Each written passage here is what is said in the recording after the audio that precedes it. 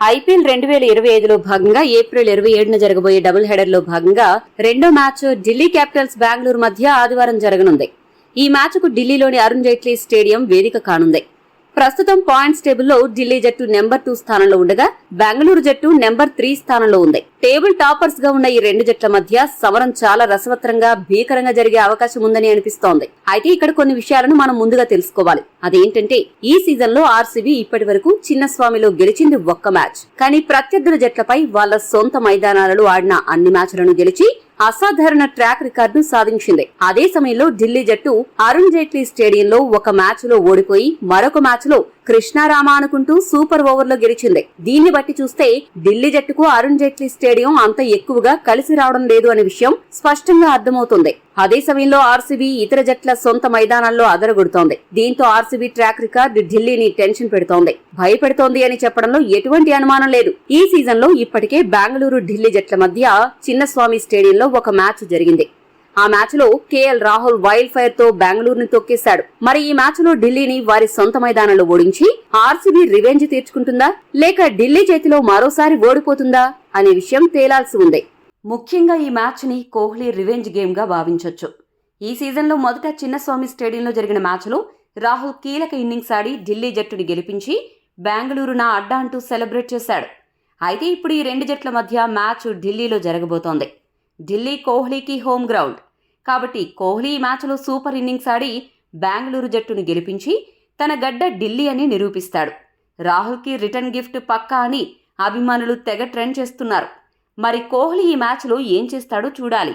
Delhi pitch పై మొదట batting చేసిన జట్టు 180 నుండి 200 పరుగులు చేసే అవకాశం ఉంది. ఇక్కడ ఈ ఏడాది జరిగిన రెండు మ్యాచ్ల్లో కూడా మొదటి బ్యాటింగ్ చేసిన జట్టే గెలుపుని అందుకుంది. కాబట్టి టాస్ గెలిచిన జట్టు మొదట బ్యాటింగ్ ఎంచుకునే అవకాశాలు ఎక్కువగా ఉన్నాయి. అదే సమయంలో మొదట బ్యాటింగ్ చేసిన జట్టు 200 స్కోర్ చేయగలిగితేనే టెన్షన్ లేకుండా గెలవచ్చు. అలా కాని పక్షంలో మొదట బ్యాటింగ్ చేసినా కూడా ఓడిపోయే ప్రమాదాలు చాలా ఎక్కువగా ఉన్నాయి. ఈ పిచ్ ఫాస్ట్ బౌలర్స్ కంటే స్పిన్ బౌలర్లకు కాస్త ఎక్కువగా అనుకూలిస్తుంది. స్పిన్ బౌలర్లు ఎక్కువ వికెట్లు పడగొట్టే అవకాశం ఉంది. కాబట్టి ఏ జట్టులో అయితే నాణ్యమైన స్పిన్ బౌలర్లు ఉంటారో ఆ జట్టుకి కొద్దిగా పైచేయి లభించనుంది.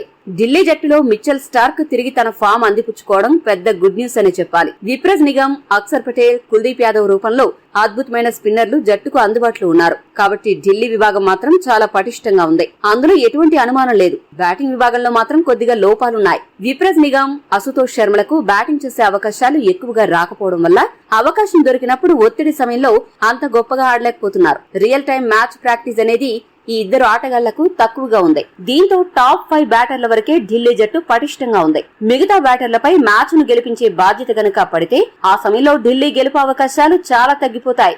ఒక్క ముక్కలో చెప్పాలంటే ఢిల్లీ మిడిల్ ఆర్డర్ బ్యాటింగ్ కాస్త వీక్ గా కనిపిస్తోంది. ఇక బెంగళూరు జట్టు విషయానికి వస్తే ఆ జట్టు బ్యాటింగ్ ఆర్డర్ ఎప్పుడూ లేనంత పటిష్టంగా కనిపిస్తోంది. Top order, middle order, lower order ఇలా అన్ని ఆర్డర్లు కూడా సరైన ఆర్డర్ లో ఉండడంతో బెంగళూరు జట్టు ఈ ఏడాది అదరగొడుతోంది. కాకపోతే ఆరంభ మ్యాచ్ల్లో బాగా ఆడిన రజత్ పాటీదార్ గత 2-3 మ్యాచ్లుగా బ్యాటింగ్ చేయడానికి ఇబ్బంది పడుతున్నాడు. ఇదొక్కటి కొద్దిగా టెన్షన్ పెడుతోంది. ఈ మ్యాచ్ నుండి పాటీదార్ కూడా పట్టాలెక్కితే ఆర్సీబీ బ్యాటింగ్ దుర్భేద్యంగా మారుతుంది. Romario shepherd చేరికతో Bengaluru batting depth ఇంకాస్త పెరిగింది.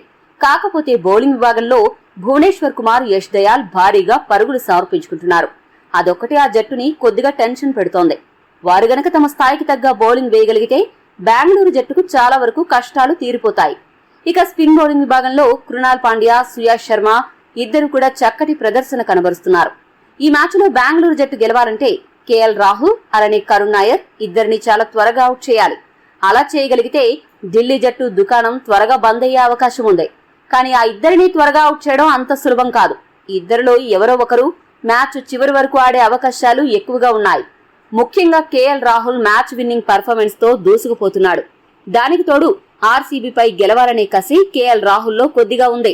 కాబట్టి రాహుల్ అనే పెను తుఫాన్ ను ఆర్సీబీ ఎలా అడ్డుకుంటుంది అనే దానిపైనే ఆర్సీబీ విజయ అవకాశాలు ఆధారపడి ఉన్నాయి. అన్ని విషయాలను గనక పరిగణలోకి తీసుకుంటే ఫాస్ట్ బౌలింగ్ అలానే స్పిన్ బౌలింగ్ విభాగంలో రెండు జట్లు కూడా పటిష్టంగానే కనిపిస్తున్నాయి. బ్యాటింగ్ విభాగంలో మాత్రం ఢిల్లీ కంటే బెంగళూరు జట్టు పటిష్టంగా కనిపిస్తోంది. అయినప్పటికీ ఈ మ్యాచ్ లో రెండు జట్లకు గెలిచే అవకాశాలు సరి సమానంగా ఉన్నాయి. ఏ జట్టు గెలుస్తుంది అని చెప్పడం కాస్త కష్టమైన విషయమే. మరి ఈ మ్యాచ్ లో ఎవరు గెలుస్తారని భావిస్తున్నారో కామెంట్ చేయండి. మరిన్ని స్పోర్ట్స్ అప్డేట్స్ కోసం మా ఛానల్ ను సబ్స్క్రైబ్ చేసుకోండి.